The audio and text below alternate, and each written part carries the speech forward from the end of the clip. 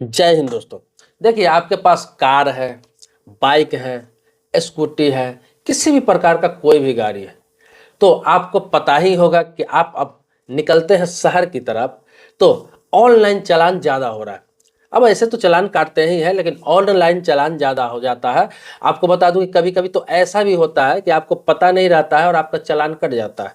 जैसे आपने कहीं पर रेड लाइट पार कर दिया, कहीं पे ट्रैफिक जंप कर दिया, या फिर बहुत सारे कारण हो सकते हैं। कभी-कभी आपका चालान कट जाता है, रॉन्ग रूट का चालान कट जाता है और आपका मैसेज आता है, तब पता चलता है कि अरे मेरा तो चालान कट गया है। और लोग कहते हैं कि इसको भरने से क्या फ़ायदा, रहने दो, नहीं भरूंगा। मैं आपको बता दूं, आपके गाड़ी पर अगर 2 चालान, 3 चालान, 4 चालान, 5 चालान हो गया हुआ है, आप नहीं भर रहे हैं, तो आप काफ़ी मुसीबत में पड़ने जा रहे हैं।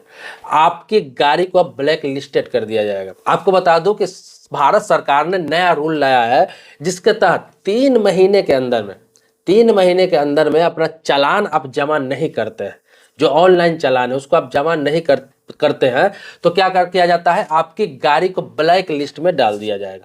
ब्लैक लिस्ट में डालने का मतलब है कि ना आप उस गाड़ी को पॉल्यूशन करा सकते हैं। मतलब आपका पॉल्यूशन जब तक का है तब तक तो ठीक है, चलेगा, लेकिन जब पॉल्यूशन नया कराने जाएंगे फेल होने के बाद, तो पॉल्यूशन दोबारा नहीं आया होगा। वहां पे पता चल जाएगा कि इनकी गाड़ी में इतने चालान है।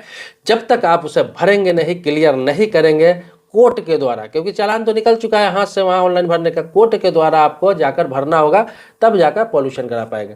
इसके अलावा फिटनेस भी जो लोग गाड़ी का कराते हैं, फिटनेस मांगते हैं, वो भी फिटनेस नहीं करा पाएंगे जब तक कि चालान कोर्ट के द्वारा आप नहीं भरते।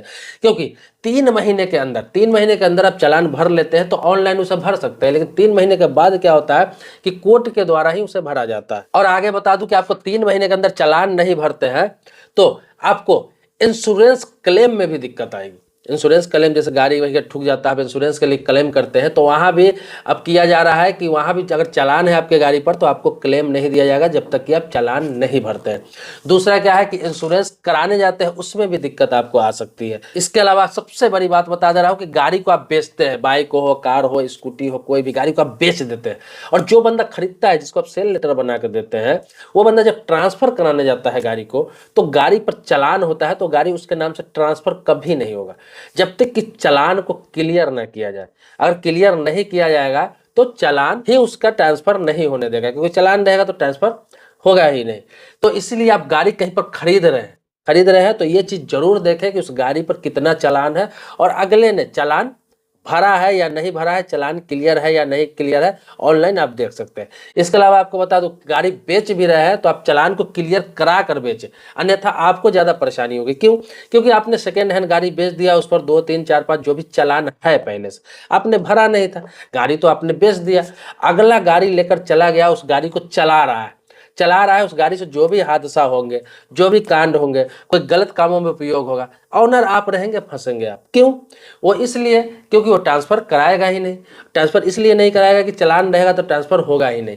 तो चालान आप भर के ही गाड़ी बेचे, और वहां पर जब बात आएगी कि ट्रांसफर आपने आज तक क्यों नहीं गाड़ी कराया, अगर पता प्रूफ भी हो जाए कि आपने उससे गाड़ी बेचा है, तो यहाँ पे ये कारण बताया जा सकता है कि अगले ने चालान ही नहीं भरा, अगले के पास इतना चालान था, गाड़ी ब्लैक लिस्टेड थी और इसने चालान नहीं भरा, इसी वजह से मैंने अपने नाम से ट्रांसफर नहीं कराया। तो आप खुद इस जद में आ जाएंगे। इसीलिए पुरानी गाड़ी बेच रहे हैं या खरीद रहे हैं तो चालान का मामला आप सबसे पहले देख लेंगे, क्योंकि ये जो ऑनलाइन चालान का मामला है ये बहुत खतरनाक है, क्योंकि ये ऑनलाइन ही रहता है, ये कभी खत्म होने का नहीं है। ये पर्ची वाला चालान नहीं है कि आपको काट के दे दिया गया था और रजिस्टर में पहले होता था चढ़ गया, नहीं जमा करेंगे, कोई बात नहीं है, वो रजिस्टर सालों साल तक फेंका रहता था आरटीओ ऑफिस में। लेकिन अब ऐसा नहीं है, ऑनलाइन रिकॉर्ड ये हमेशा रहेगा, ताउम्र रहेगा, लाइफ टाइम रहेगा, और ये गाड़ी में दिक्कत आती ही रहेगी। तो या तो आप सेटलमेंट करें, जब जन अदालत लगता है, लोक अदालत लगता है, तो उसमें जाकर अगर ज़्यादा चालान है, 10,000, 20,000, 40,000, 50,000 का है, आपको नोटिस आता है, तो जाके वहाँ सेटलमेंट करें।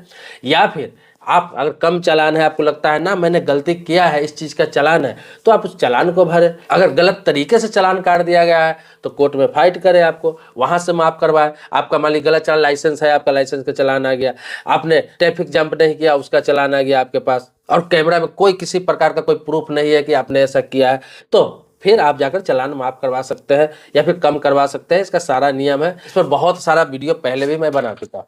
तो आपको बता दूं, इस चीज़ों का आपको ध्यान रखना है। चालान अब नॉर्मल नहीं रहा, चालान नहीं भरेंगे 3 महीनों तक, इस चीज़ का याद रखिए।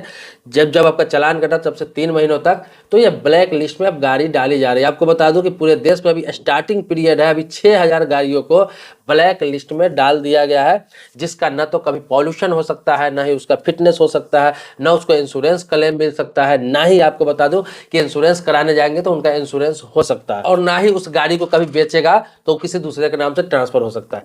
तो इतनी सारी दिक्कतें आने वाली है। अब गाड़ी रखे हुए हैं तो इन चीज़ों को ध्यान जरूर रखेंगे, क्योंकि गाड़ी है तो इन सबसे पहले इन चीज़ों को ध्यान आपको रखना है रोड में निकलते हैं, अन्यथा आप ही मुसीबत में पड़ेंगे, आपको ही दिक्कत आएगी। तो आपको बता दूं, इस तरह का कोई भी अपडेट आता है, कोई भी जानकारी आती है तो कोशिश करता हूं मैं आपको बता दूं, ताकि आप किसी तरह के मुसीबत में ना फंसे। तो ये अवेयरनेस के लिए समय समय पर इस तरह की जानकारी आपको देता रहता हूँ।